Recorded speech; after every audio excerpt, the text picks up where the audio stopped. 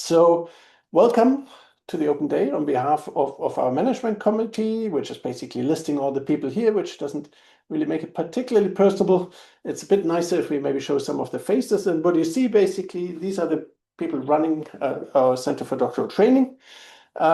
And they span all sort of 7 departments, sort of that constitute Intelligent Earth, and then also a core team of us. So I should maybe introduce briefly, in particular, Sophie is our program manager, and Catherine, who's our course director, and all the other members on the management committee, and there's also deputies represent the individual departments in the Intelligent Earth.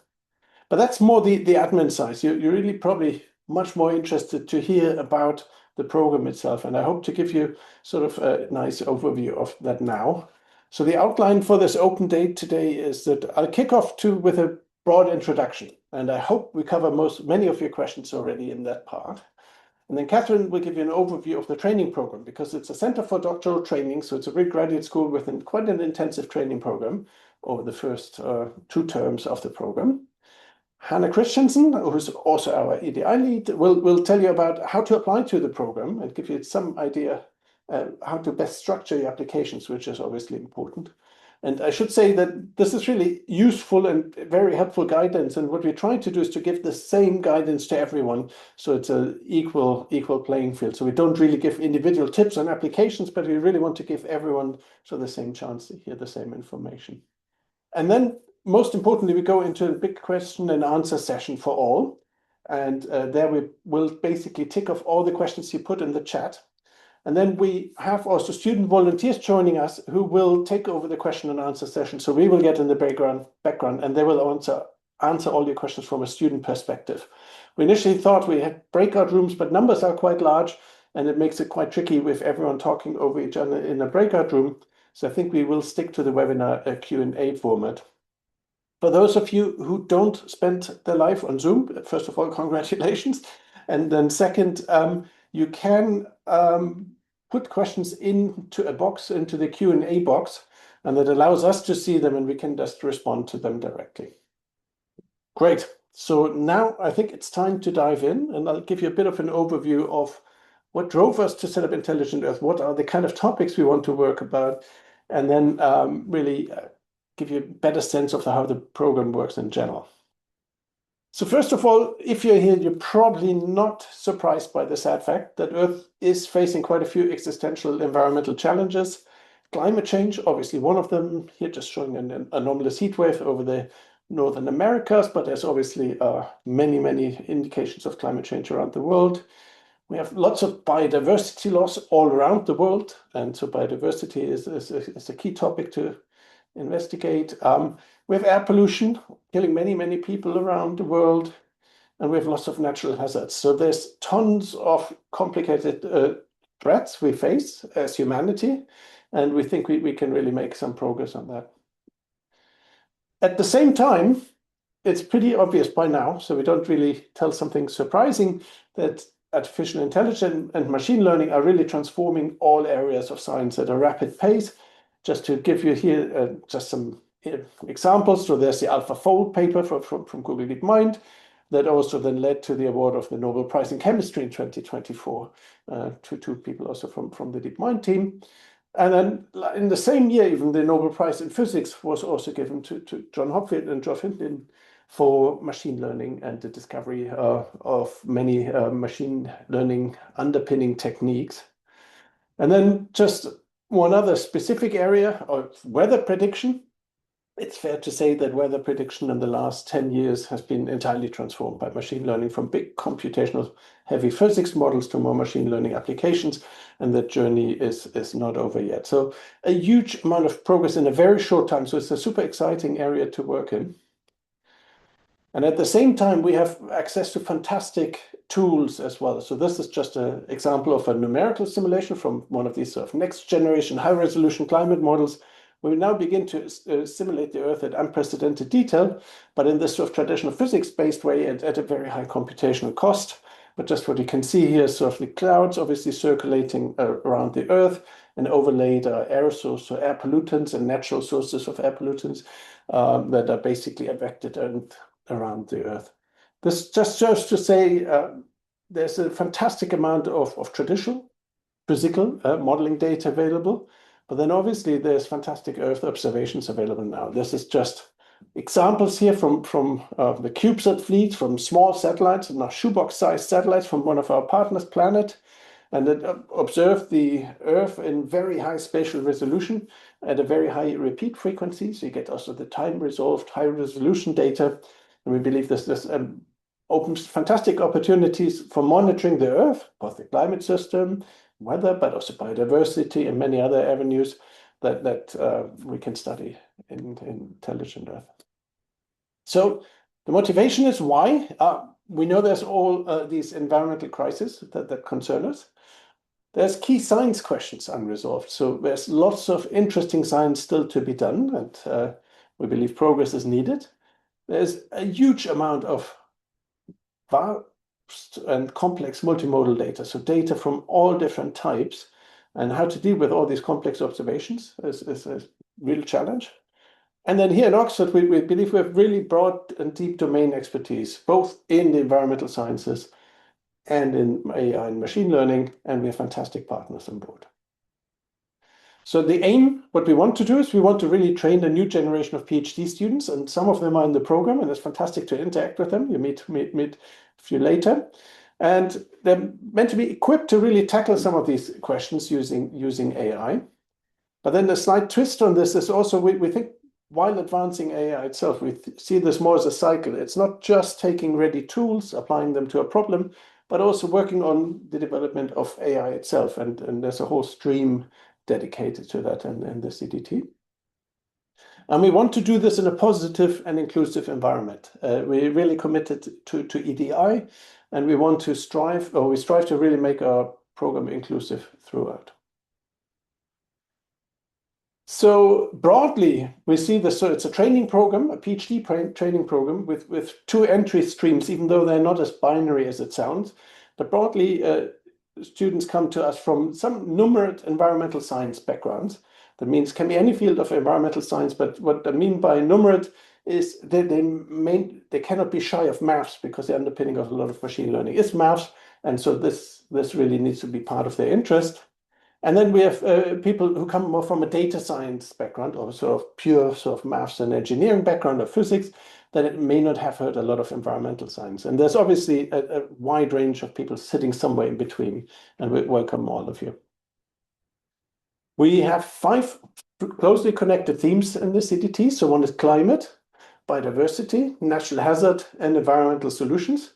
And we have sort of a theme on core AI and machine learning, on where the idea is sort of, this is about the advancement of AI itself, but it's always meant to be linked to some environmental science question or data sets or things like that. So all our topics in the program will be linked to one of these themes, but they're all sort of, all of them will have an environmental angle and a machine learning angle. So constituents, I touched on this already. So across Oxford, we have 7 core departments who are involved. That's physics, biology, computer science, earth science, engineering, statistics, and geography. And so these are the core departments, and these are the departments that ultimately will award the degrees. But then we have a fantastic set of non-academic partners, and we will come to their role a little bit already. But these are really partners that bring additional expertise in, and students will work with them and will also directly interact with them, and that is already proving very fruitful. So that brings us to the supervision. So the idea is everyone says they're interdisciplinary, but in this program it's really by construction, because each PhD project will be supervised by 2 academics, and one of them will have an environmental sort of core background, and one of them will have an AI core background. So that's sort of a requirement for each of the projects. And not only is this amazing for students because you have access to expertise from both sides, but it also brings together the community and really triggers nice discussions in this field. And then students will also have a non-academic advisor from one of the partners. And ideally, they also serve as a host for non-academic secondments where students go on a visit. The exact duration and timing of this is quite flexible, and we sort of work with students directly to set this up. What is quite different is sort of matching between students and supervisors will take place in the first 2 terms of the training program. So you don't need to identify this at the time of application. You can obviously have an idea in mind, but you don't need to. You can be quite flexible and can be swayed by whatever you see in the training program that might inspire you. And as I said already, the primary background and the supervisor will then be assigned based on the focus of the project and the background of the student. So it needs to be a good fit. So it's a student-led program. We don't have a long list of set projects that you basically then apply to and work your list through as developed by someone else. But the idea is we will match you, or you will pick basically your supervisors based on your interest and jointly develop the projects. It's fair to say that students who joined the program already found this initially a little bit hard. So we will work harder to really give you more ideas and project ideas already early on in the program, where you can then decide which supervisors you want to talk to and further develop these ideas. But it's not set in stone. In short, you can develop your own project. Obviously, it needs to be something that's sensible and interesting for supervisors, and supervisors bring a lot of expertise in where they know the knowledge gaps are. There may be some partner-led projects which are sort of directly advertised and early on in the program, and we'll tell people about that later. In terms of funding, so we offer 20 fully funded studentships, which includes stipend fees and a research and travel allowance. And the funding is available to home and overseas students. And so fully funded, all places in the program are fully funded. This year is a little bit of a curveball, and we were slightly surprised by that ourselves. But the UK government has also set up a top-up funding schemes for students eligible for home fee status, and a scheme called Tech Expert. And the idea is that students will be additionally supported by the scheme, and in return, they will be asked to take part in Tech Expert activities. I should say we really welcome additional funding for student stipends. And we also support the overall aim to widen access and that's associated with it. But we also expressed our concerns to our funders from an EDI perspective, because we care a lot about EDI and it does potentially introduce some fairness. But this is a scheme that has been introduced this year. There's a lot to say about training, and I will not go in much detail because Catherine will do that right after me. So I won't really cover too much on this here, but we'll come back to that. And I think that's mostly important. The other thing I forgot to say about the last slide a little bit when it's about funding is, while we always want our funding to be more generous, but it's sort of beyond our control, what we really encourage you is to pick your program. You will be interested in several probably training programs or PhD programs, mostly on your interest and what you really want to do.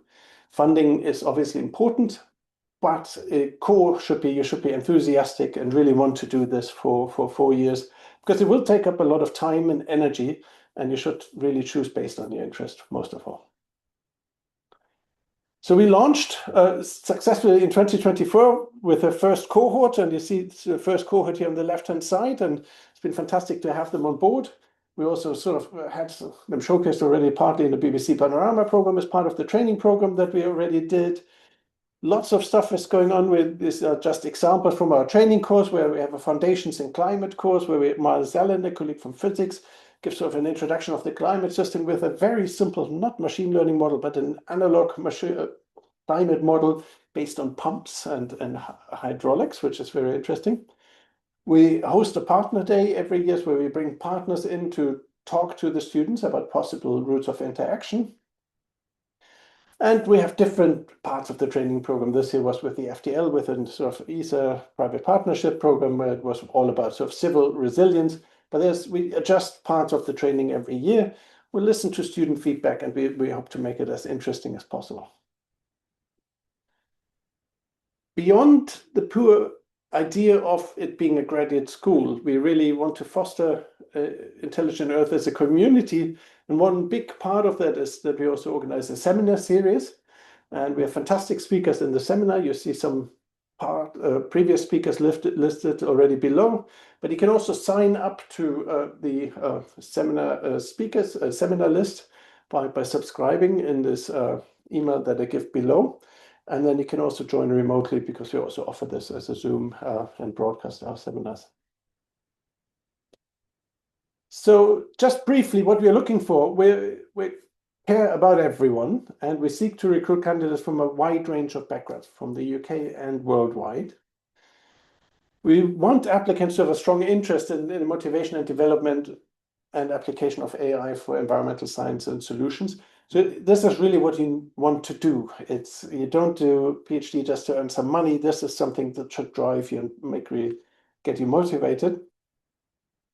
We want to develop and apply AI, but we expect all candidates to have a strong quantitative skills. We give some guidance on this on our webpage, but you can obviously ask about that as well, but you see some guidance already on this on our webpage. But that also includes really if it hasn't been as formally part of the program as for others, it's really the expressed interest to develop this further.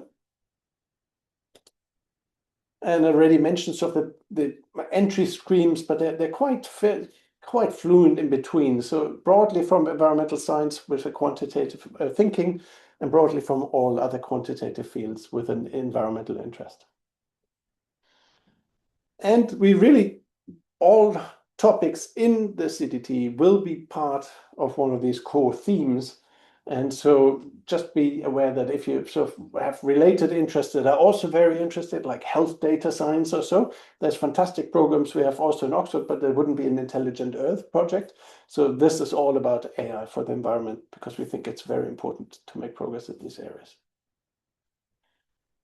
And I think I'll stop here, and we will pick up questions in the Q&A session afterwards, but I think we'll gather them, and I will stop here and hand over to Catherine to give you an overview of the training program, and then we come back to questions later. Catherine, I'll stop sharing and hand over to you. Brilliant, thank you. Just bear with me whilst I set up sharing.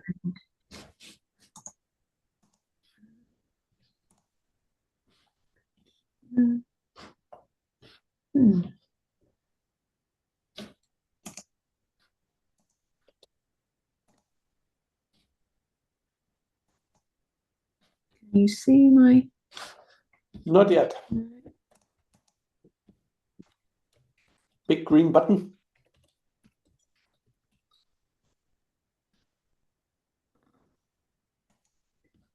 No, it won't share the screen. I think because I'm not the host, Philip. It should allow you to share. Let me see. Yeah, now you share. Yes. Yeah, is that good? At the moment, it doesn't show what you want to show yet, but Zoom.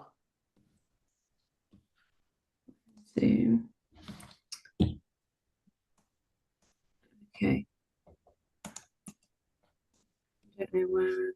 So if you go in the right presentation and big screen, it shows your full screen, basically. If you go in presentation mode, it should be there. Okay. Is that any better? Except we need to swap displays. So on the top left, if you go on swap displays, top left on your screen, and there's a button that says swap displays, and then you go. I can't see where you're. On your other screen, or if you see it on Zoom, you need to be on the top left, then you can get into the full screen mode.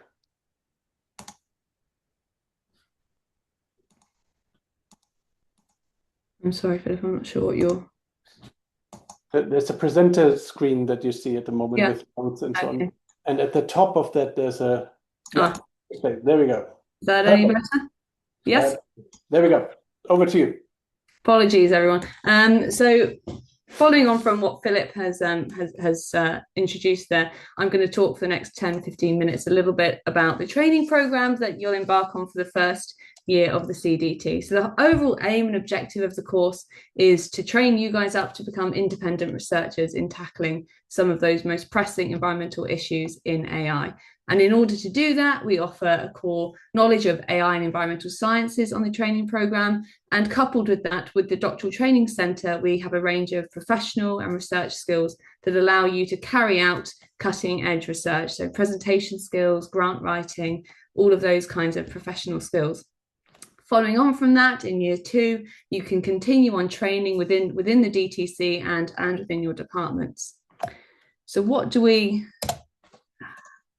So what does the training program look like for that first year? So a bit of Oxford terminology now. So the terms are split up into 3 terms called Michaelmas, Hilary and Trinity. So Michaelmas term kicks off in October, and we have broadly split the training up into 3 key areas there. So computational skills, AI and stats, and then environmental sciences.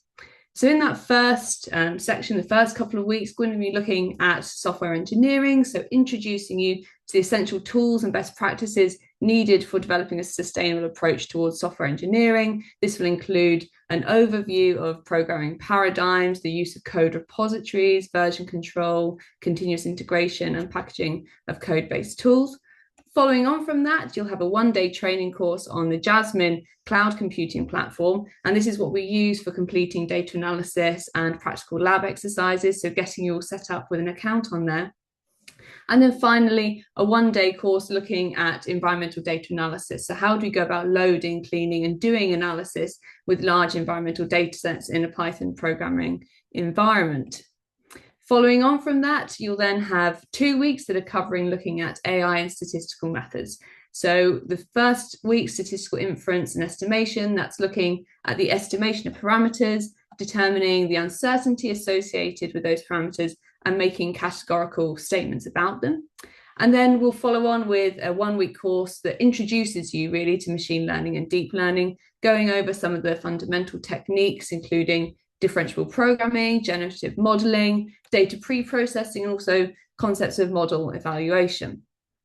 So at the end of that, you'll have covered the first half of the term, and that kind of centers on the quantitative and programming side of the course. And then the latter half of that first term, it's going to be a busy first term, but the latter half of that first term is going to be looking at the specific environmental science domains.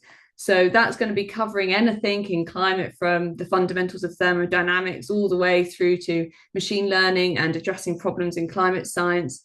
In natural hazards, we'll introduce students to topics such as seismic hazards or sea level rise, heat-related extreme events, biodiversity. This is the course that our current first years are undertaking this week. And this, again, introduces students to a whole range of topics across the 4 days, whether that be maintenance, loss of biodiversity, or how we can go about monitoring biodiversity and the different machine learning tools that are available to do so. We then also have a week that looks at environmental solutions, and this week is truly interdisciplinary, and with each day encompassing a different topic, whether that be renewable energy and grid systems, infrastructure, net zero, for example. And then the final week of the course, we'll be looking at responsible AI for the environment. So introducing you to key concepts of responsible AI, such as fairness, inclusivity, transparency, and accountability. And it's a really important topic for you to begin thinking about during the training program before you embark on your own research. So thinking about some of these key concepts and how you might transfer that through when you're building your own project to look into. So that's what the modules are for the first term, but what does your typical week look like? So each week is split into 4 core teaching days. So that's Monday, Tuesday, Thursday, and Friday. And it's typically based on having a series of lectures in the morning, followed by practical lab applications that are based on what you did earlier in the morning in the afternoon. And then Wednesday, we call it consolidation day, but it has a variety of purposes. So firstly, this is the day during which the Doctoral Training Centre will run their professional research skills programs for you, typically in the morning. In the afternoon, we have weekly Intelligent Earth seminars, which Philip mentioned earlier on, where we have a whole range of academic, industry speakers come and present their work to you, where students have the opportunity to network and engage and have one-to-one meetings. And it's also an opportunity for you, especially in the first couple of terms, to get out and meet and speak with potential supervisors whom you're interested in working with. So following the first term of training, you'll then, in Hilary term, so Hilary is after we come back after the Christmas vacation, so starting in January, you will have 3, potentially 4 slightly longer advanced training courses. And these are going to be developing on what you did in that first Foundations in Machine Learning course and looking at 3 or 4 areas in more advanced detail. So we've got the Advanced Time Series and Signal Processing 2-week course, which is going to be underpinning and looking a lot at sensor data and how that changes over time series.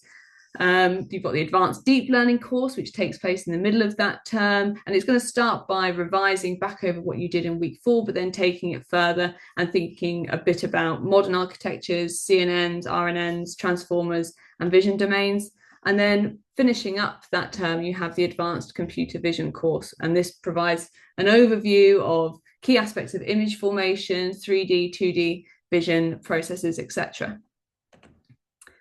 And then following that, so those first 2 terms kind of form the majority of the training program. And then after that is an opportunity for you to then embark on a mini research project in an area that potentially will then ultimately become your PhD focus. So for some students, they know exactly the area they want to work in, and they might only undertake 1 mini research project in this 3 to 4 month period. But for some students, they might want to try a couple of areas that they're interested in before making their final choice about where they want to then focus their PhD. So that's the first year of training. And at the end of it, we all come together for cohort activities. So across all the years of Intelligent Earth students, and we have the annual Intelligent Earth Student Conference, where everyone comes together and gets a chance to present their work in a really safe and respected environment where we can all hear a bit about each other's work, but also provide positive feedback. So what happens at the end of that training program? Well, that's not the end of your time with Intelligent Earth, but it is the end of the formal training course, and you will then roll off and start your PhD research in your home department for the final 3 years. But you'll remain a member of the Intelligent Earth CDT throughout, whether that be through seminars. We also hope to have you back and involved in teaching and demonstrating on the course in your following years. And you also have the opportunity to take part in other doctoral training centre modules from across the other CDTs where there is space and availability. As I said, you've got the annual conference, hackathon, and various outreach resources available. So that hopefully will give you a little bit of a flavour of the training programme, but happy to take questions at the end. Apologies for issues there at the beginning with getting the presentation, but hopefully that gives you a bit of a flavour about what the course will look like. Brilliant. Thanks a lot, Catherine. I think this should provide a very good overview already, but I think what many people of you are wondering probably, how would you apply and how would you make a good application? And so invite Hannah back to join us. Hello, Hannah. And I hand over to Hannah. Do you want to introduce yourself first, maybe, and then you can jump right in. Yeah, thanks, Philip. Hello, everyone. So my name is Hannah Christensen. I'm a faculty in the physics department, and so on the management committee as the physics representative, but I'm also the EDI lead. And so it's in that context which I'm going to give a presentation about how to apply to Intelligent Earth. As Philip said, we want to give the same information to everybody. So I will now attempt to share my screen, having seen Catherine's challenges. So we shall attempt to do this. Okay, right. So, which screen do you see? You see the good one? All good. Perfect. Great. Great. So, yes, hello, everyone. So I'm now going to speak to you for about maybe 20 minutes or so and give you some information about how to apply to Intelligent Earth. So the first thing you need to do is to navigate yourself to our course webpage. So there are 2 Intelligent Earth websites. So there's one which is you might have come across, which is our own website where we describe information about Intelligent Earth. But there's a second one which is part of the university's admissions pages. Here we go. And if you go to this page, you'll find all the information you need about the logistics of actually applying for the course. So you need to direct yourself to this page on the Oxford University admissions graduate pages. And all information is on this website. So to find out more, you want to click on this button here, how to apply. And it will take you to a list of requirements. And so what we're going to do is now go through the different things you need to do in order to gather all the information that you need in order to apply. So the first thing that you should do even before you start filling out this form is to check your application fee status. You can start considering potential supervisors. You should look through the online form to work out what information you need. You should prepare your documents, contact your referees, and check what funding you might be eligible for. So firstly, application fee. So unfortunately, all applicants to the University of Oxford courses are charged a £20 application fee per course. We offer fee waivers for students from a number of categories. So for students from lower income countries, refugees and displaced persons, UK applicants from low income background, and applicants who applied for one of our access programmes in recent years. And so what you should do is, if you think you might be eligible for one of these fee waivers, you should check the requirements and find out information on how to add this into your application so that you get the fee waiver in place. In addition, we offer fee waivers if you are applying to related courses in the same application cycle. So if you put in an application to Intelligent Earth and you also want to put in a standalone application for a DPhil in one of our related departments or a related doctoral training program, you can do this and you can put in up to 2 further applications for free as long as they're in an eligible course that's related to this course. And so what you can do is on our application website that we were just looking at, you can see a list of eligible courses and it will give you information on how you can get this waiver. And so what happens is here is that you apply for a code, and then for the first application you pay the fee, and for the subsequent applications you put this code in and you won't need to pay the fee again. But please do check your eligibility for these above waivers. Next, supervisors. So if you go to the Intelligent Earth website, you'll find a list of over 80 different committed supervisors from across our 7 departments. And so I do encourage you to browse to see who is signed up and what their interests are. And the reason for suggesting this is not because you need to contact a supervisor at this stage. However, as part of your own discernment process of working out whether this course is the course for you, it's probably a good idea to check whether you have, whether there are supervisors who might have interests related to your own. And so have a look and see if there are a few who you might be interested in. You can reach out to specific supervisors to ask them about what kind of projects they might be interested in supervising and see if they're accepting students and so on. But there's no commitment either way. So if you've contacted someone, you're not committing that you would like to work with them in the future, and they are also not committing that they would have space. So we only agree on supervisors after students have arrived and you start discussing projects. Okay, so we're now on preparing your documents. So when you apply to Intelligent Earth, you are not going to be uploading a CV. Instead, all of the information that you usually find on a CV is entered into a form which you access through the application website, and we'll go a little bit through that form a little later in this presentation. So in addition to all of this information, the main additional document that you will upload is a statement of purpose. And so here I've shown you an extract from our website which details what this statement of purpose should contain. So firstly, you can see it's a 500-word maximum. And what it should contain is information about your motivation, your research interests, and your career ambitions. And we have a list of the things that we will assess your statement for. So your reasons for applying, your ability to present a coherent case, your commitment to the subject, your preliminary knowledge of the subject area and the kind of techniques you might use, your reasoning ability, and your ability to absorb new ideas. And so I stress here that this is not a research proposal. You're not writing out a possible project that you might do as part of the programme, but rather you're giving us more information to flesh out your reasons for applying and the kind of background experience. So it gives us more detail than we can get from your CV alone. And so the kind of things that we might expect to see in this statement of purpose could come under maybe these 3 topics, these 3 titles, which would address different things on this list. So firstly, we're really looking for a fit to the programme. So we want to understand why you're applying to Intelligent Earth. So can you tell us about your interests and evidence your interests kind of within the scope of the training programme? Can you tell us maybe a bit about your career goals or your ambitions? So what might you want to do next after Intelligent Earth?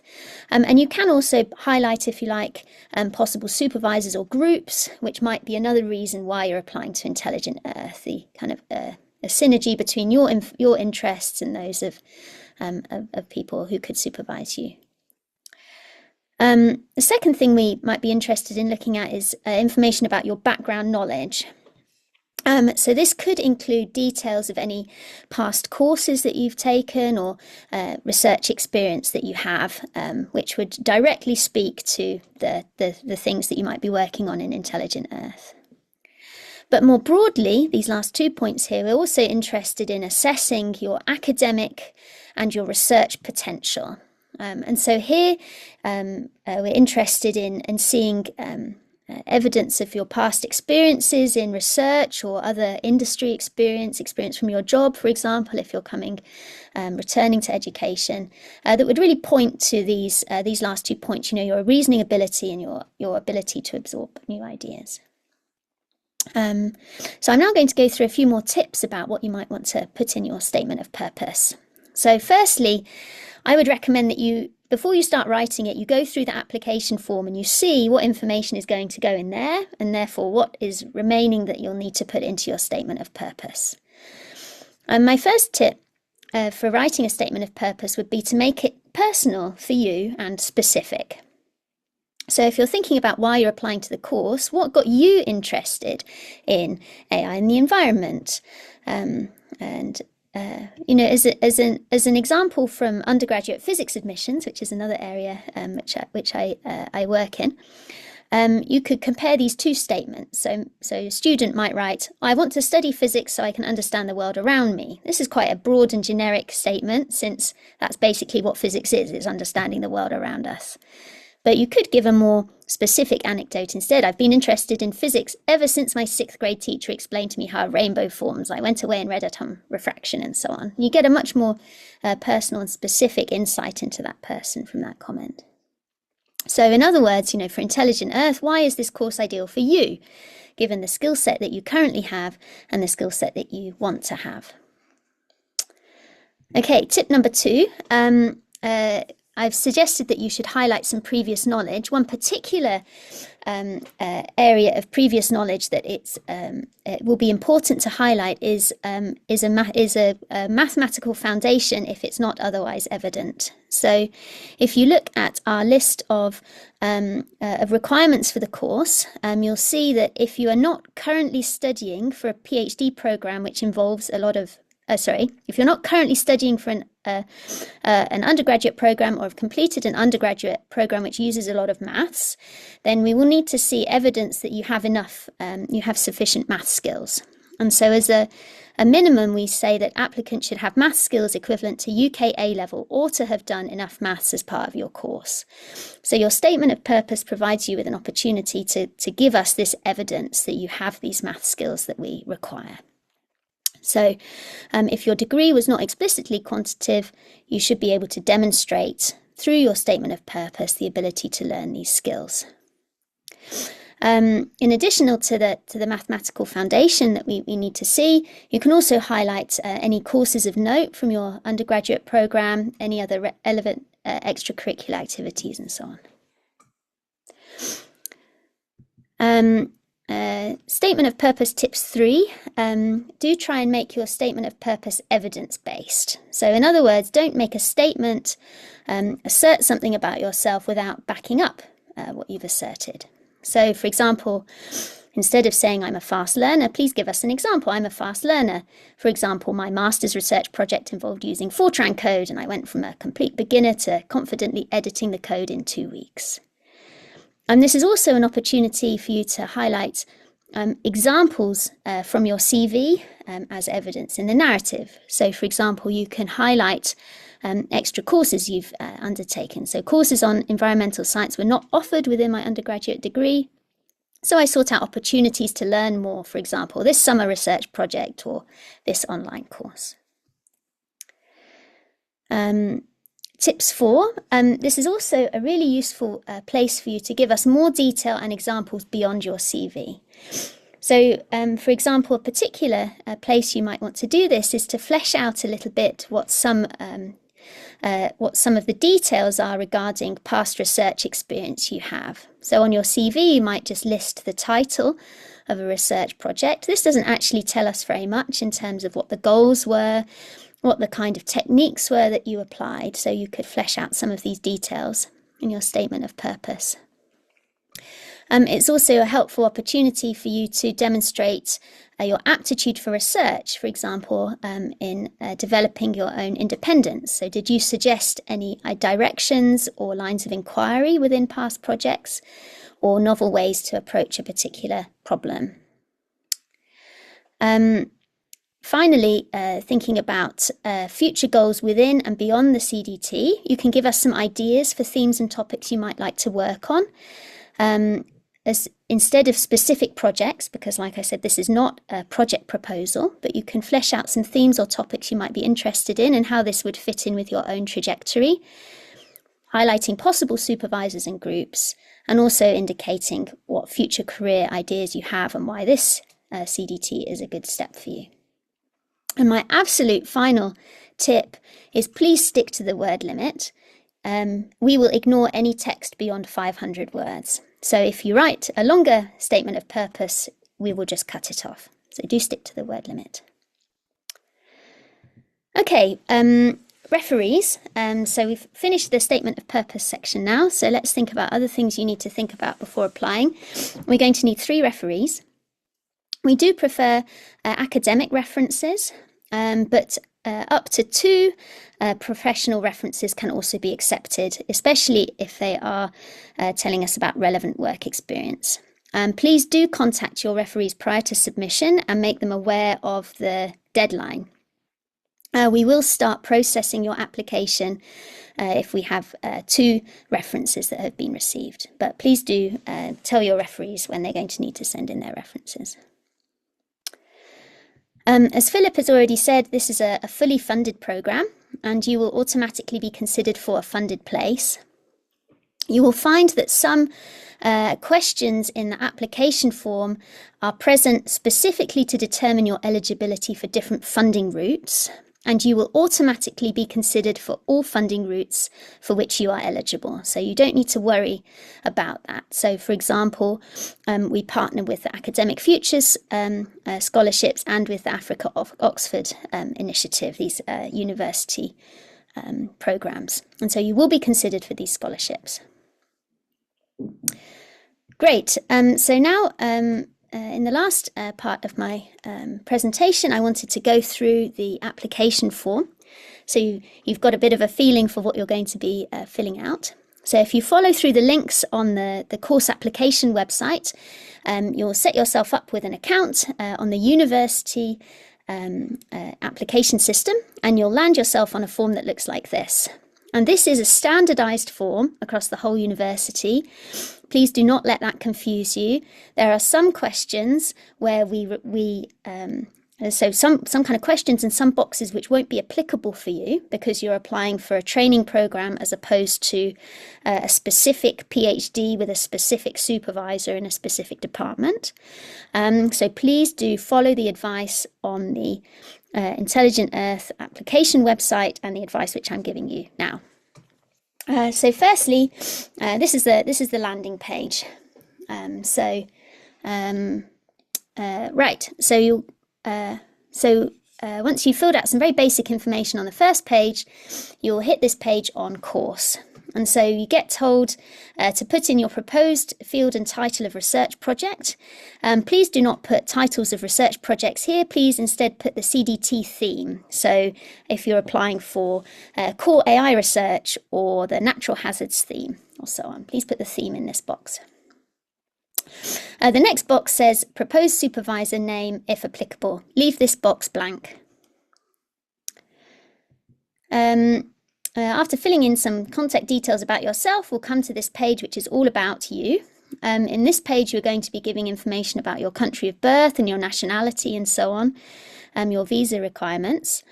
This page is designed to collect information to determine your eligibility for scholarships, and this is the only way in this information in which this information will be used. It's not going to be used to make any other decisions about applications to the admission to the course.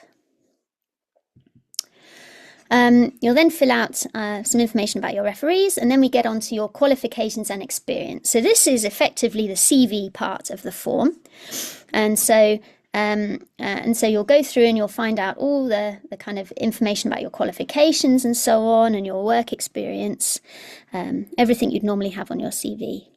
And we also provide a free text box where you can detail any extenuating circumstances that are going to impact this application. These should be kind of current extenuating circumstances, as opposed to any circumstances which have already been accounted for some years ago, for example, by a previous degree awarding institution.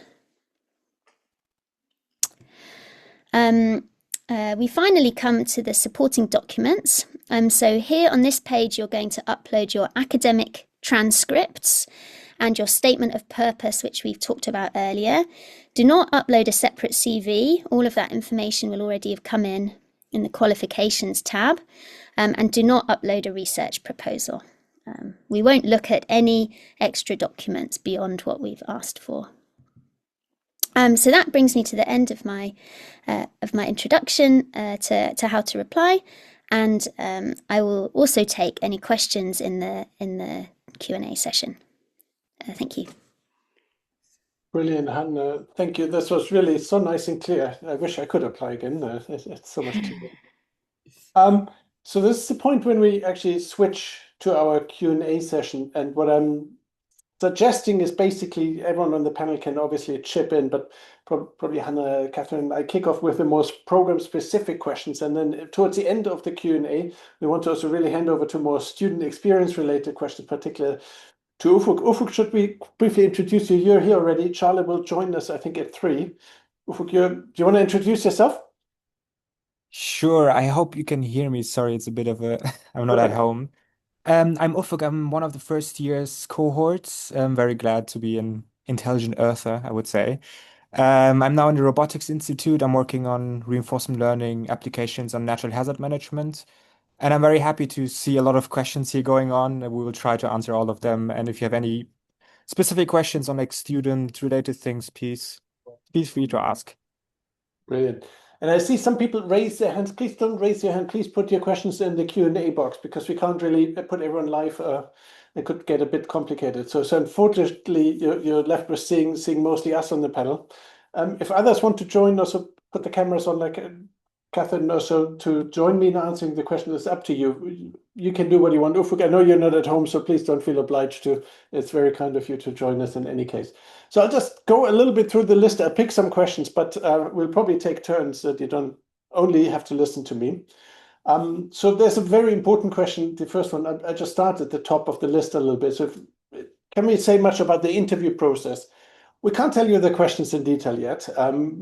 Effectively, expect a short online interview with typically 2 to 3 academics. And in this interview, we will obviously probe your background and experience, and we will typically also ask you potentially to give us a short presentation about maybe some of your research projects you did in the past. We will send the detailed instructions on what to expect a few weeks before the interview, and everyone will get it at the same time. So I can't give you tons of detail what we will ask you, but it should be hopefully a reasonably friendly process. Good. Then there's a question, I think Hannah picked off the question on the references, professional references already. So just to reiterate, academic generally preferred, but if you have a lot of professional experience, obviously you want to show that too. Just from our perspective, professional experiences are a little bit harder to judge because they're slightly less well calibrated. And so therefore, it's a bit up to you to judge what you think reflects best on you within that. But academic references have a slightly better sort of calibration for us. So I'm just trying to do that. Then the part-time. So there's a few questions related to part-time. And that is new to us as well as to everyone else. So we introduced part-time this year, which I think is a great opportunity. We will work if we have part-time applicants that get admitted to the course. We don't have a fixed set of places set aside for that, but then we will work with the applicants to really see how to structure their best. It's part-time can mean many, many different things, and it obviously requires some sort of flexibility to that.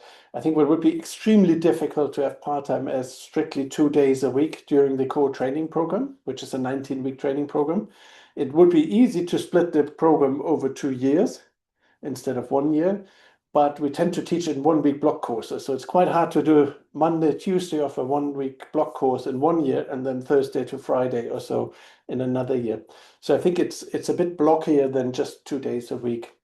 But so there's no fixed set number of places aside, but we really try to sort of be flexible. I think we could see that you could do 1 week in 1 year, 1 week in another year. But I think we would, as everything in the training program, we would work with the student to really find the best possible match within the framework of the program. I can Anna, do you see, want to take one? yeah, I can see a few questions about supervisors. So, for example, if you've already talked to supervisors, should you list their names? And do you need to talk to supervisors? And the answer is no. We don't. Please don't list their names in the form. That part should be left blank. You can mention in your statement of purpose if you have talked to supervisors, but it's not a requirement, and we can't guarantee a pairing of supervisors either way. You are also not committing to a particular supervisor, because over the first term, students are exposed to many more areas, and you might discover that you have a completely different interest to what you thought you would have. And so we maintain that flexibility. We pair up students and supervisors after you've arrived on the course. And for that reason, you also do not need to contact a supervisor ahead of time. But I do again encourage you to check out the kind of topics and supervisors and groups that are available. Yeah, so there's a few questions related to funding, and particularly international student, about the numbers. I can't give you an exact number because there's some it's a bit more complicated than that. We have a number of our places set aside for international applicants, so they exist. They're not exactly 50-50, so it's slightly less than 50%, but it is a good number of places. I cannot give you the exact number because it depends on the circumstances of many different things in a year. So that is one thing. Then there's a question related to the tech expert. Is it people with EU settled status with home fees status eligible? And the answer is yes. So it's anyone with home fee status. There's a question about how strictly environmental issues should our research project be? Well, I would think of it that way. There's many different fantastic doctoral training programs we offer in Oxford. There's a fundamentalist in AI, which is purely fundamental. You can do fundamental theoretical physics or maths or anything. And we sit somewhere in between, that we sort of, all our projects will have some environmental and some AI angle. So it needs to cross this boundary. But that doesn't mean you couldn't do a very fundamental AI research project on diffusion, but you may apply it in an environmental context. So it's hard to define exactly, and we have these discussions with students on the program when they also develop their project idea. But the motivation to join us should be that you're interested to work across this interface in some way or the other. Otherwise, there's fantastic other programs around. So that's really the answer to that question. So you want to work on something that could be useful in an environmental context, environmental science context, and has really, or solutions context, and covers basically both sides of the spectrum. Can you answer seminar talks happening at the campus? Yes, more than you probably should. In Oxford, you can spend probably all your weeks in seminars, and they're all open to every student. It's just limit your enthusiasm, because you could almost live off cookies alone and just sit in seminars, but that doesn't get you a DPhil. You occasionally actually have to also sort of do more of the hands-on work. There's a question about the role of the external partners. So there's two answers to that. So in general, it's a student-driven project where students come up with a project, and then it's in discussions with partners, the role is being defined. Say some students work on topics very closely related to some of the core interests of some of our partners, and they might team up with the two academics and one partner advisor and really have weekly meetings together to really work hands-on on this all the time. And there will be other projects where students are primarily sort of sitting in the university side and will have an academic advisor and will sort of more irregularly maybe consult with them and go on a secondment. And the secondment can be core of the DPhil, but it also can be sort of an interesting extension or slightly related topic, but it doesn't need to be a central part of the DPhil. So there's flexibility there. There's potentially also a very different scenario that some partners may sponsor specific projects in a project area, and then so the project area is given, and the partnership is given, and it can be very interesting. But what is non-negotiable for us is the academic freedom of our students. So all students will be able to publish freely. We will make our code available open source. So we're not sort of wanting to lock knowledge into a partnership. It's really meant to serve humanity as a whole. It's too important to lock things away. So that's why everything will be open source. Good. Industry partnership. So that's sort of related to the question. So there's various partners, and we're quite flexible about partnerships. And we already, for example, when students had strong interest to bring in additional partners, so one student from the first cohort wanted to work with the British Antarctic Survey, and we onboarded them as a partner, and they're now an active partner, and there's actually potentially 2 students working with them. So partnerships are flexible, and we try to make it useful for students and their projects.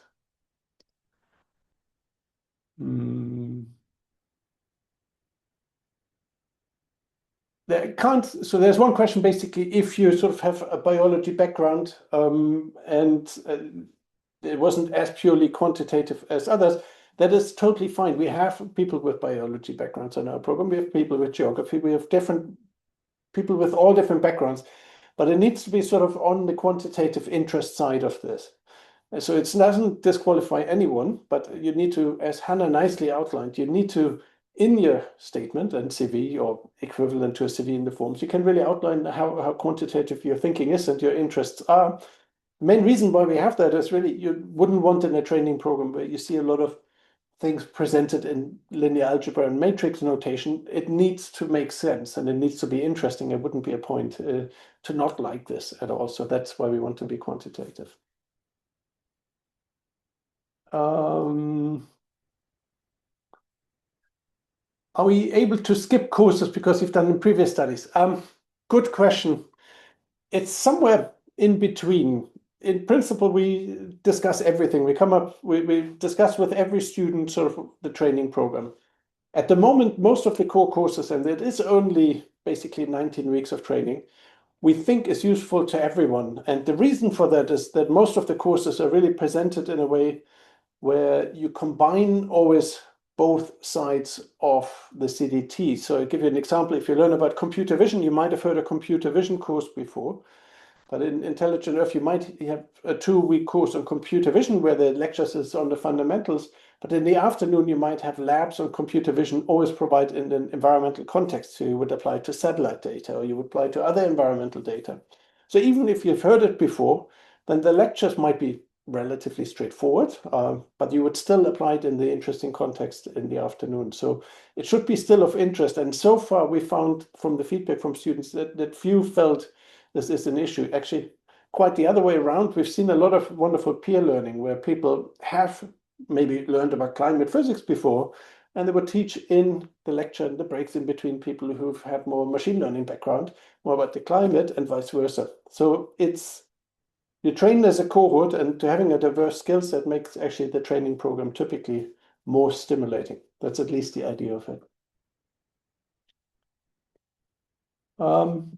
I'll just keep going. If other people want to come in on the panel, please join me. Otherwise, I'll just keep going answering some. The partner question we basically answered already. So we do encourage it, and it's intrinsic to the program. Yes, scope to get involved in public engagement and policy work. We're very interested in public engagement. We will actually pay students also to conduct outreach work and public engagement activities, because we think it's a really important part of what we do. Yeah, we're super interested in that. We just had a session with the whole 2 cohorts to come up with a plan for the next sort of weeks and months. And we have a really good plan for this already. So I'm very excited about that. Can you attend the annual conference as an observer? We haven't fully decided yet. Last year's annual conference, we left sort of internal only, which sort of was maybe a little bit more relaxed for students because it presents sort of to the cohort. But we want to discuss with the student cohorts how we set up the conference again. So at the moment, it's not open to the public as such, but we're thinking of how we structure that later. Hannah, did you want to come in with them?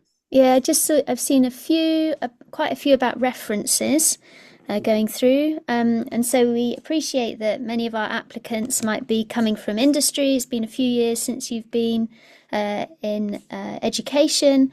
Nevertheless, we do require 1 academic reference, but we do have space for 2 non-academic references. So you do have space for 2 much more recent references, including from collaborators or from industry, from your place of employment, if that is relevant for you. I've also seen quite a few questions about funding. So, for example, if the stipend is enough to support a family, and how much money we are offering, and if it's available for international students. The standard UKRI stipend is approximately £21,000 a year. There is information on the Oxford, on our own University of Oxford application page, which gives an estimate about living costs in Oxford. So you can look at this information to work out. I'm so sorry. So you can look at this information to work out whether you think the stipend would be sufficient for your own needs.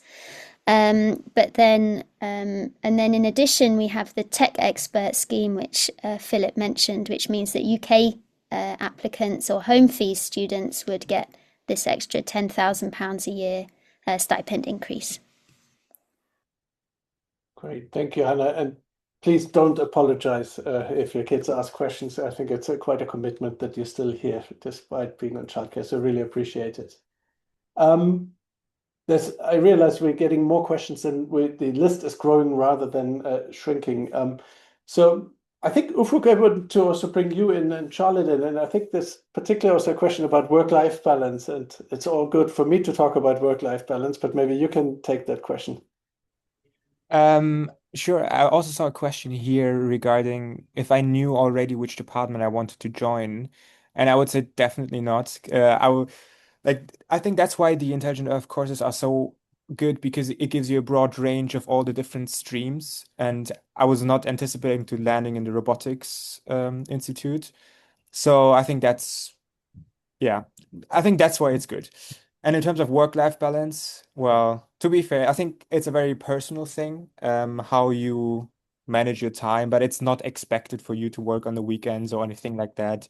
I would say as long as you can manage your time in a reasonable way, you are going to be happy. At least that's how I would say. And so the steers, I think at DPhil, I think for most of the applicants, you would have probably done a master's, and you can think of a master's as a bit of a sprint. You can, even if you're out of breath, you can push your way through. But at DPhil or PhD doesn't work that way. It's a half marathon. So you have to keep running and you have to be relaxed. And I think you're more productive typically if you have a good work-life balance. And I strongly encourage it. We encourage people to take holiday. If you work 4 years straight, I think the quality of your PhD is worse than if you take suitable breaks in between. It was also related to what you just answered. So if you have a maths background, do you assume to end up in computing or statistics, or can you also reach out to others? And that was a real surprise to us, actually, that applicants really bridge departments and backgrounds a lot. We have a lot of people from a physics background like Ufuk who ended up, say, in engineering, or people from maths in biology or anything else. I think it's impossible for us to predict, and it's totally free for you to choose. So it needs to be a good fit with your supervisors and their interests, but it's totally open. Maybe a very interesting and controversial question. What I like and not like much about the CDT. So what I really like about a CDT and what I encourage people to apply is that you have this training sessions going on before you actually start your PhD project, which gives you, as I said, the diversity of figuring out what you want to do. And having this time to figure it out is very useful. What I don't like about, I mean, like, I think so for me, we were the first years, there were things still quite not right, but with student feedback and also with the second cohort now already on the go, I think things just keep improving all the time. And yeah. It's something, I mean, yes, Ufuk was one of the guinea pigs to some degree in it because we started from scratch, and particular student choice of projects was probably harder than we expected. And so we've already changed this for the second cohort, where we sort of give a bit more early on, more good project ideas that they can follow up on. And yeah, we permanently improve. It's never perfect. It will always improve, but so far so good, I would say. That's a question which I like, and which is really, do we nurture entrepreneurial ambitions as scholars, someone who's already been involved in startups? It's something we're super keen on, and we will set up a program in this. We sort of felt it's so for the first or two cohorts, it would be a bit too early, but we have various ideas how we want to do this. So we definitely want to support entrepreneurial ambitions, and we have great ideas for program to support this. We just haven't set it up yet because we're early stage, but yes, this will definitely happen. It obviously is always a balance between though having a startup and finishing your DPhil. We want you to get your DPhil as well, but it's something we want to support. The question, two questions about programming and broadly. How much programming background do you have to have? How much use of AI do you need to have? And I think it just varies a lot from background. We have people who come from professional background where they've done this for years, and we have people who haven't done it. And we really literally give as a homework before starting the program is really introduction to Python. And then you start learning on the course. It doesn't do harm to prepare a bit more than this introduction only, but in the software engineering course, in the first 2 weeks, you get thrown in and you will learn this. And it includes reproducible research practice and Git and all these things. And it's important, but people start from different starting points, and that's all fine. I'm just making also sure that I see Charlotte. I didn't see you sneaking in, so we'll bring Charlotte also on board. Apologies. So Charlotte is another of the first cohort of students, and I just put her also back in the panel. Charlotte, do you want to briefly introduce yourself? For sure. Hi, I'm Charlotte. I was part of the first cohort in the Intelligent Earth CDT, and I'm currently in the predictability group in the atmospheric, oceanic, and planetary physics subdepartment of physics, as well as in the deep and probabilistic learning group over in stats. Great. Thanks, Charlotte. And Charlotte, there's a Q&A box, and you and Ufuk, feel free to pick some of these questions too. I've been speaking a lot. Just feel free to pick to answer one. I mean, there's an obvious one, and I will put this to both of you. How's life in Oxford, pros and cons? Maybe I can say a con from personal experience. The bike roads are a bit bumpy, so just a reminder to wear your helmet, guys. I concur with if it's bike friendly city, but you should always wear a helmet. But generally, I do love life in Oxford. It's very walkable. The people both based at the university and in the town are very friendly. And it's easy, I would say, to be a brain and just kind of walk around and do your work. But I mean, on the weekend, there's plenty of fun in the city with music events and sporting things. Yeah, for those of you who haven't looked on the map, Oxford is it's a small town. You can almost walk everywhere, but most people cycle because it's a tiny bit faster. But it is, yeah, it's a very accessible city, has lots of things going on in a very small space. But I think the one con I would mention, unfortunately, our cost of living, because it's such a nice place, is higher than we'd like it to be. But it's a little bit of a reflection that a lot of people seem to like it here.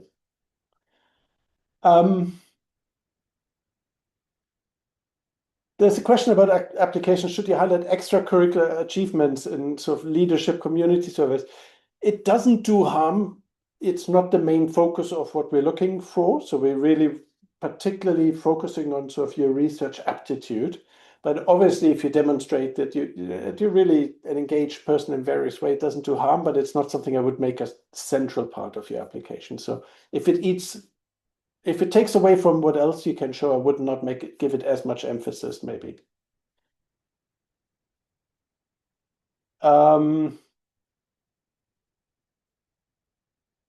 Can you live off campus? This is a funny one because we're a very old university with some funny historical rules. There's a traditional rule that exists for probably hundreds of years that there's an old historic tower in the center of town, and graduate students are expected to live within 25 miles of Carfax Tower. In special circumstances, permission can be granted to waive this.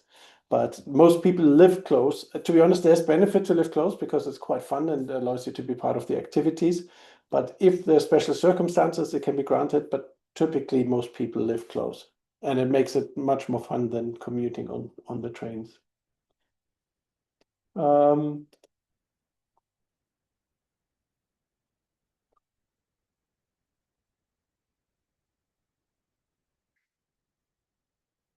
If you're finally an undergraduate student applying for next year, that is, as long as you finish on time for the program and will have your results. So what is often done then, if you have sort of predicted grades, then we would go on predicted grades and make a conditional offer. And the offer would be on the achievement of these predicted grades or any grades or minimum grade that we require. So if you sort of complete before the start date in 26, you're definitely encouraged to apply. So opportunities to engage in teaching, yes. You can be part in the teaching as part of the Intelligent Earth program, but you can also teach in departments, and many people choose to teach also for colleges where we have a tutorial system and there's lots of teaching opportunities. So I think there's quite a bit of that, and Charlotte has contributed already quite a bit.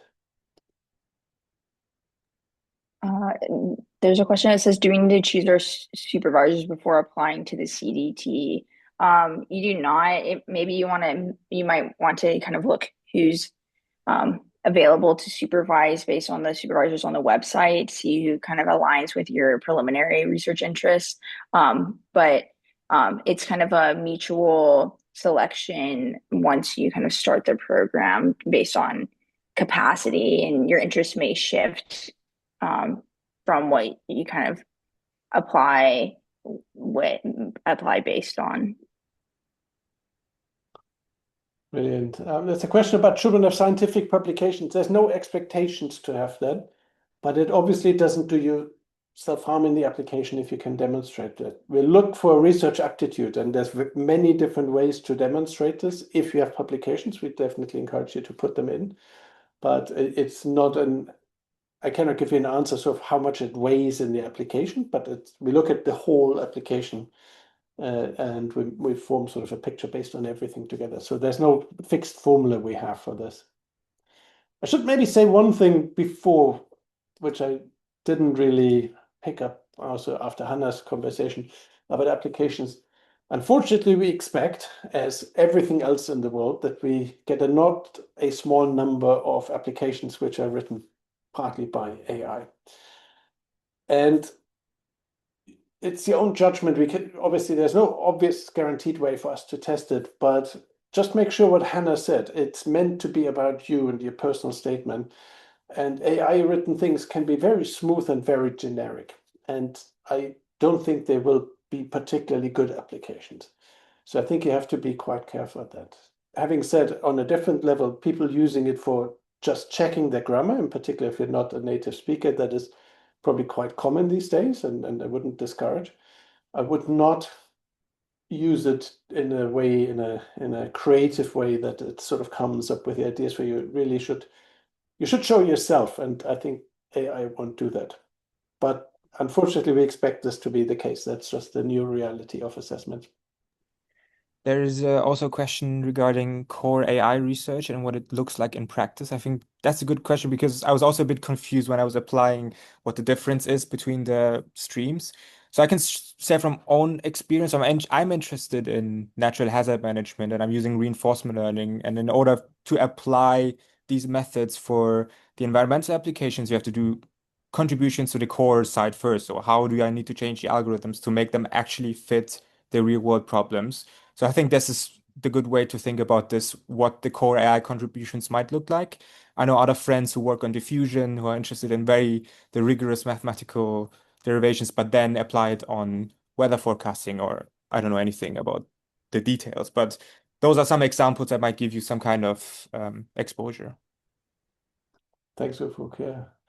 There's a question about, do some of the students have professional experience? And yes, the answer is clearly yes. In particular, in the second cohort, we have quite a few students with professional backgrounds, people coming back after years in industry and really wanting to do a DPhil in this area. So it's actually enriches the cohort to have a diversity of background. So I think it's a great thing. There's a question about deferring entry. And deferring entry, we don't offer deferring entry by default as such, that you apply and then you say, I only take it next year. There is a procedure for extenuating circumstances where this could be potentially necessary, but it's not something if you apply now and just say you can only come the year later. That's not something we offer at this point. Hello, Sophie. Also welcome here. You're muted, Sophie. As a reminder, Sophie is our program manager. You're not muted anymore, but unfortunately your microphone doesn't pick up. Now? Now it's there. A couple of questions I've seen is just to say, one person was asking whether the fees come out of the stipend, which is not, fees are paid separately, so colleges would invoice us, so there is a budget, but it wouldn't have any bearing on your stipend. And also I've seen the questions about academic references, and your application, as long as it meets the deadline, can be assessed having 2 references, but a third reference would be, if you were lucky enough to be offered, successful enough to be offered a place, it would be a condition to have a third reference. Perfect, thank you very much.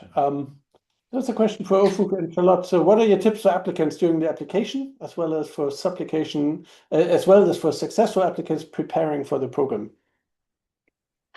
I think when applying, just communicating your authentic interest in something that you want to spend 3 to 4 years of your life studying and kind of being fully immersed in is kind of my philosophy of the best way to go about it.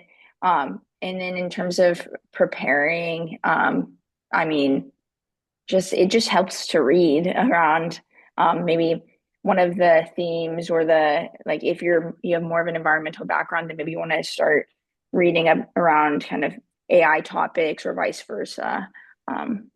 Would be, I would say, like my best advice. Yeah, I would say I agree. I was also about to say, like, just being honest and just knowing what you're interested in and what you want. And I know the feeling that sometimes when writing applications, you have to really think, oh, what do I write in a statement of purpose and all of these things. But for me personally, like writing this for Intelligent Earth was very natural because I just knew this was a good fit and I knew it was just what I wanted. And also, I would say, also what Hannah was saying, just proving what your skills are in a way that the people who are reading this actually understand and know, okay, you're not just saying that you're interested in X, Y, and Z, but you can prove, hey, I did these and these projects. Yeah. There's a question about colleges. Does it affect your chances to get admitted depending which college you pick? No. It's totally independent. So the college system is a bit mysterious. I didn't know what a college was before I came to Oxford. So don't worry too much. I mean, do you have any thoughts about colleges, Charlotte and Ufuk? I would say that the colleges don't have much bearing on your academic life. Socially, some of the middle common rooms are bigger or larger than others, and some colleges have different degrees of material benefits and location. But I don't think it's a make or break situation. And as far as the question, are there any colleges which are particularly popular with intelligent Earth students? We have, I mean, or isn't not like half of the program is slotted into like one college or anything like that. I think we have a large sampling of the graduates or the colleges that host postgraduate students. Yeah. Yeah, just to add, I agree. Like when I was applying, I didn't even know what colleges are, and I just didn't pick one specific one. So, like, I would say it does not have a huge impact, and I would not bother much about. Yeah. Brilliant. I'm trying to fish out a few more questions sort of and gather it a little bit. I keep scrolling a bit. I realize we're not catching up well, so the number of questions open remains the same, but that's good. So we'll keep going for some time. About partnership with foreign institution, we're not particularly, nothing is set in stone there. It would depend on the details. Many of our partners are big internationals, so they are to some degree foreign, but we would have to discuss just what the details are. So is the background in geographic data science sufficient? So there's no level of sufficient. It is a related subject, and you would have to demonstrate that you bring the right skill set. And you can do that in your application, as Hannah nicely outlined before. And the same related to coding background. Again, you can pick up, you will learn it on the program. You can prepare beforehand if you want to. It's not bad to have some Python background because most of the machine learning world is in Python. But you can also learn it as you're there. A question about when do you contact referees? Typically, it's good to tell them as soon as you know you're going to apply.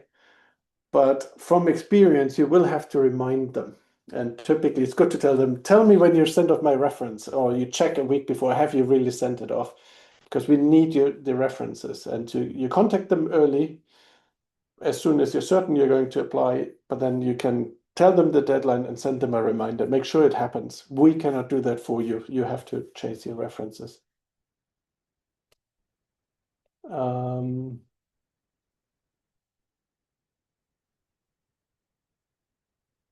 you apply for 2 different programs? Yeah, we covered that. So you can apply for multiple. You can for I'm not sure exactly what the numbers, maybe Sophie, remind me. You can, with the one fee, you can apply for a few related programs, I think up to 3 programs, and you pay only the fee once. If you apply to more, you have to pay the fee twice. We don't like the fee a lot, but there's quite a bit of administrative cost with handling many admissions.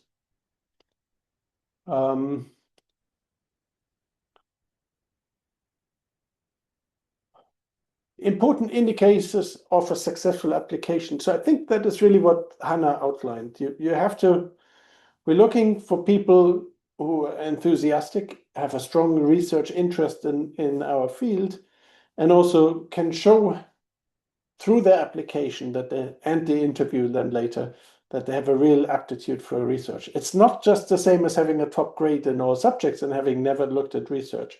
So it's a bit of both. And because people asked, do we just look at the grade? No, we read your whole application. And not only one person reads your whole application, several people will read your application. So it matters what you write down. We don't just look at the grades. So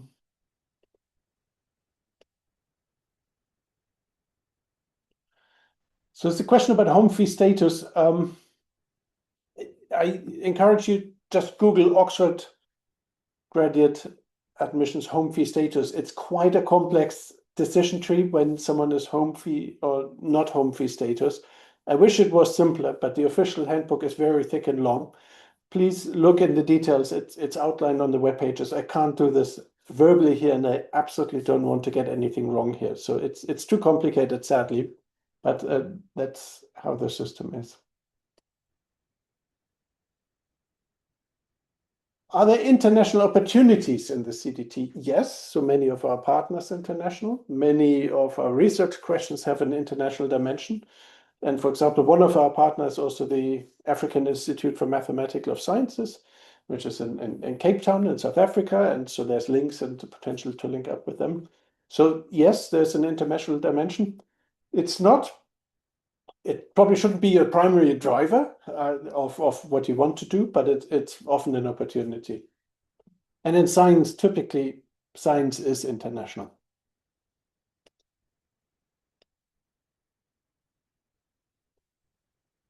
So I think we answered international funding.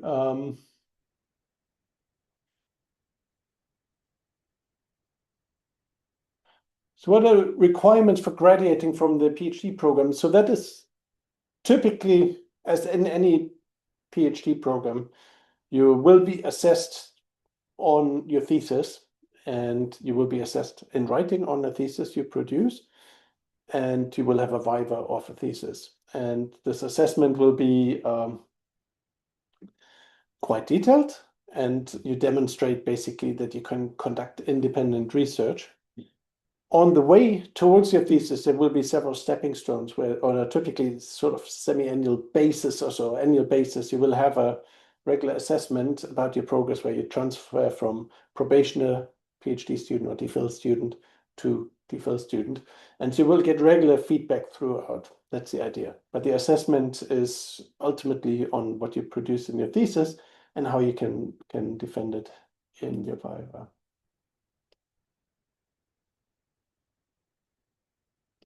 Good. I'm trying to work through find questions that we haven't answered yet as a broad theme, and feel free to chip in, anyone. Okay, I think that is a good question. So I don't think we've covered it. So what is the criteria to roll off after year one into the DPhil program? So as a whole, in terms of assessment, our training program is assessed, but not in this undergraduate way. We want to treat you as sort of grown-up independent researchers. And the assessment is really if you participate actively in the training program. And sometimes the training will consolidate also afterwards in the lecture-free period. So we don't really give you an assessment at the end of each block, but we expect everyone to take part in the labs and be actively engaged. And this is basically your assessment.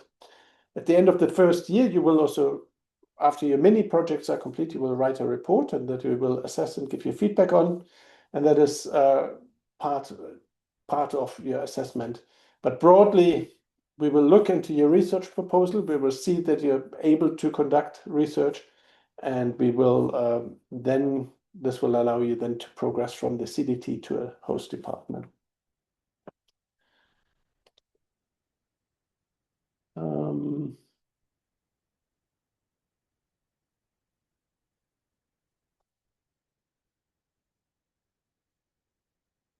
So I'm trying to see sort of more common questions that we haven't covered yet, because we won't go through all 76 remaining. So we covered expenses. So it's a question about policy related to climate change, if there would be a topic.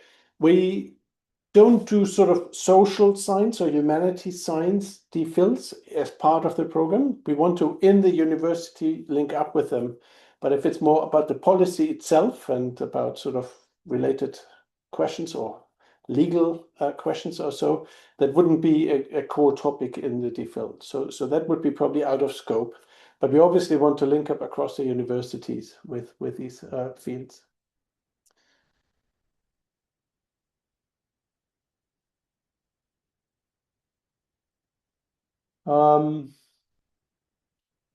Publications we have, skills.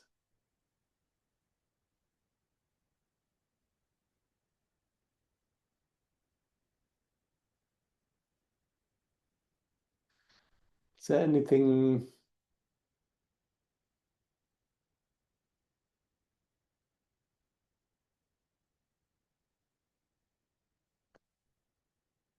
Funding.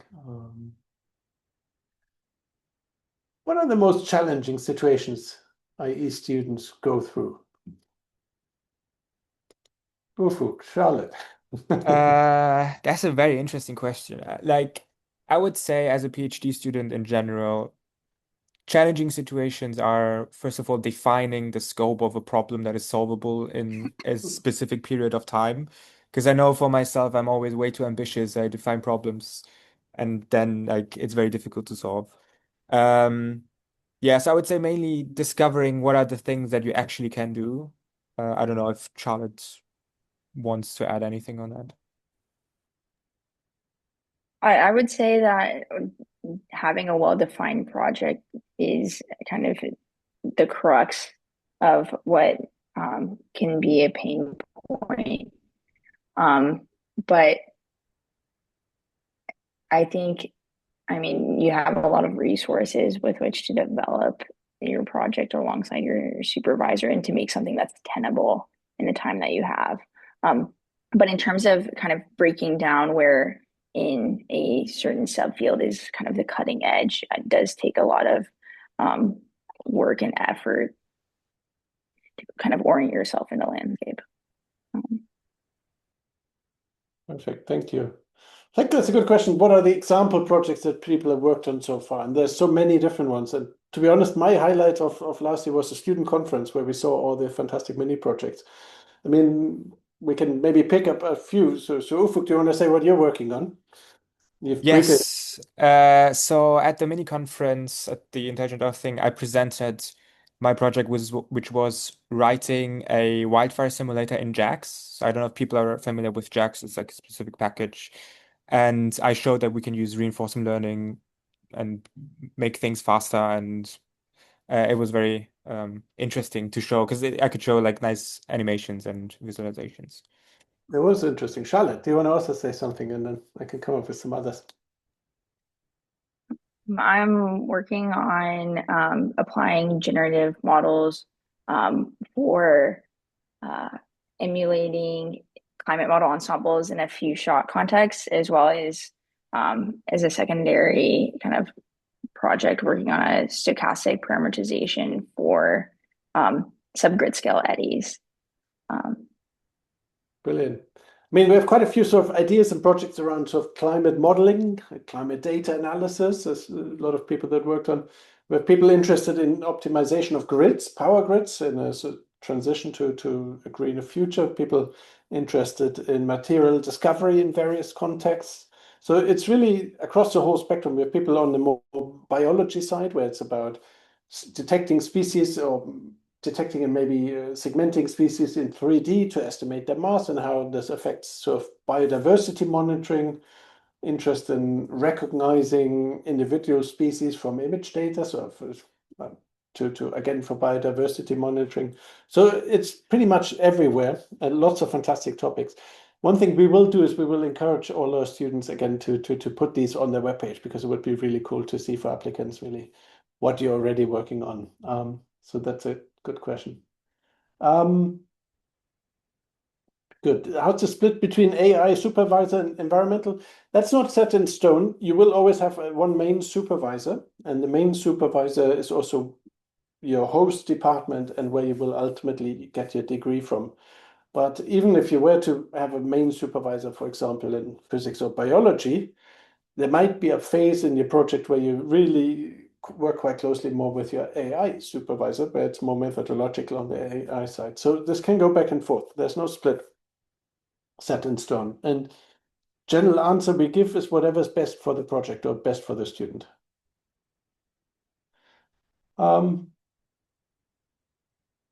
I'm trying to, so I think I'm combing once more time sort of through the question to see that certain themes that we haven't picked up or anything obviously we missed, and then we can probably relatively soon can come to an end. But I see that many of you are still there, so that's useful. So there's a number of questions related to sort of your specific course, and is this sort of in scope? We broadly outlined it before, and if you have doubts, you can really explain exactly how this fits into the requirements we outlined on the admissions webpage. If you have doubts on the quantitative side, as Hannah nicely outlined, you can put this in your statement. You can convince us that your maths aptitude or your maths experience is equivalent to sort of minimum requirements. So I think that's what I would say to those, we can't answer every specific course, unfortunately, online now. So matching with supervisors, again, if you have already a great idea, nothing stops you from discussing with supervisors topics, but it's not a requirement, and it doesn't affect your chance of application, of being admitted into the program. So, but if you sort of have a certain area in mind, it's very likely that you will be able to work in that area. It's just more if there's absolutely no supervisor working in that field, which again you can research and available, then it may be slightly more difficult.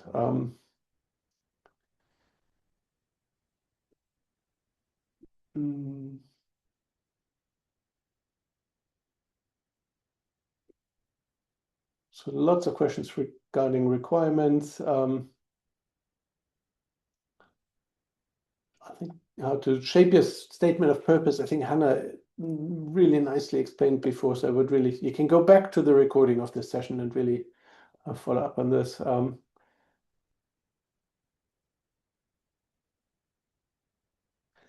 We consider experienced candidates with professional backgrounds from all experience, as long as they fulfill the other requirements. And it's up to you to, in the application, to demonstrate how this makes you a good candidate. We cannot exactly tell you how to do that, but we're very open to this. Can you attend seminars? Yes, I already sort of pointed out, you can sign up to the Zoom links and you can join the seminars, so that's fine. You don't need to know multiple coding languages. It doesn't do harm. You don't need to. Most of the people will work quite heavily in Python. Is the preference for applied projects or not? No. They can be quite fundamental. They can be fundamental on the sort of environmental side. You could have a fundamental project on predictability of climate and with a machine learning angle, or you can have a fundamental core AI project that has some biodiversity angle. So it can be fundamental. Can you take other courses? Yes. Other courses across the universities are often open, and in particular in the doctoral training center that we're part of, we really try to share the courses and with other graduate schools. Actually, this year we also trained quite a few people from other programs in the doctoral training center. So yes, there's more training available than we just explicitly offer.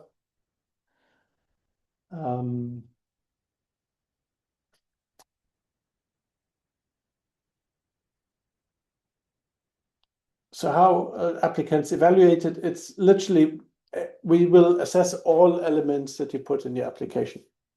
And we give it quite a lot of thought, and the application will be read by multiple assessors. And we know we have more applicants than places, so it's a competitive program. But be assured that we're quite careful in reading the application, and so it's worth to really think what you write in it. We cannot tell you exactly. There's no numerical equation how we weight different sections. It's a very careful process. This is a 4-year program. It is a 4-year program, but there's a possibility to do it part-time, but it's just something you have to be quite carefully assess quite carefully. There's not a possibility to make it a 5-year or 6-year program because it gets quite tricky. I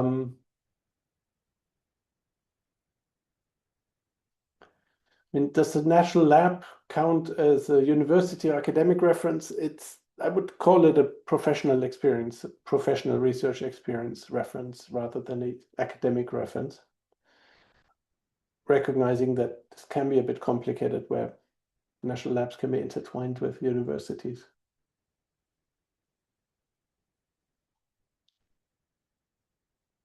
Is there any other obvious question areas that we haven't touched on? I think I seem to reach a point where I think we covered most of the areas. And I think most of it hopefully should be clear. Again, the residence requirement, it's on an individual basis, and you can have extenuating circumstances where people potentially have a family elsewhere, and we have students that have some residence requirements from their partner's profession. So we can discuss it on an individual basis. Is partnering with ESA only open to EU citizens? No, ESA is not even an EU organization. ESA is a partner organization with many members that are not EU. Having said that, many partners have their own requirements about which often relate to security implications and so on. So it would have to be assessed by the partners on an individual basis. We can't really say anything general about that. I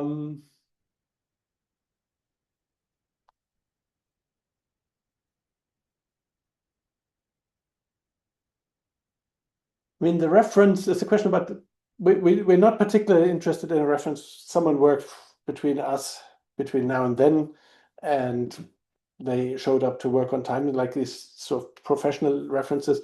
We're really interested in someone who can talk about either your academic attainment, which sort of comes often from the academic reference, or your research aptitude in whatever context. So that's what we're looking for. We're less interested in sort of what you would sometimes get as a professional reference if you apply to a more business type job.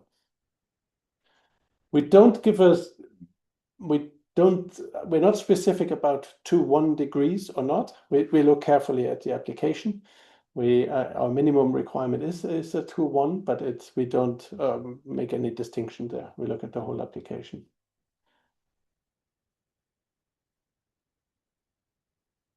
What would qualify as a successful demonstration of research aptitude other than posters and publications? It's a bit up to you. Quite often, having done research projects in one way or the other and being able to relay that in one way or the other is quite useful. So again, there's students who only do sort of 4-year coursework and have never thought about research. It's much harder to demonstrate this. So quite a lot of the applicants have had some internship experience or some research project. It can be as part of their course, and you can put this in your application. So, and just if you have it, put it in, please. Some people may not put it in even though you have it, but we can only assess what's on paper. We don't look at anything else.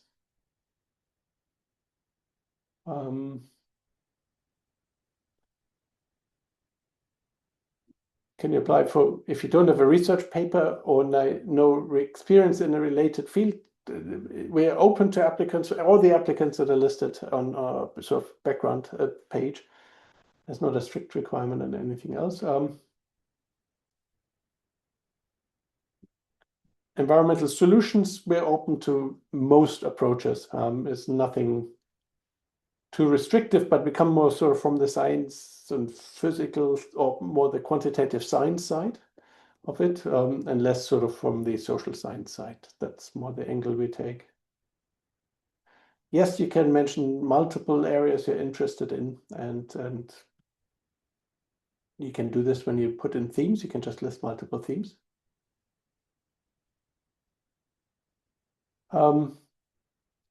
If we apply for part-time, do we need to give a reason why? I don't know what the application form asks you. I should probably know. I don't know because it's new, but I think it would be good to explain this, because I think in general, so for most people where there's no specific reason, we would typically expect you to follow the full-time program because it makes life a bit easier. It's more compact.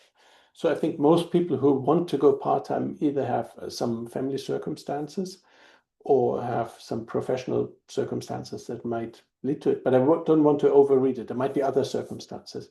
But I think it would be quite helpful to outline this because it helps us to judge sort of a little bit the reasoning for choosing this course. And again, the question, how do you value research experience versus actual publications? There's no quantitative formula. We look at your application carefully and we give it quite a bit of thought. And in particular, when we have to make final decisions, which is incredibly hard, we try to come up with a fair balance between the different elements of your applications. And it's not easy, but we put a lot of time into it and we tend to get it at least relatively fair.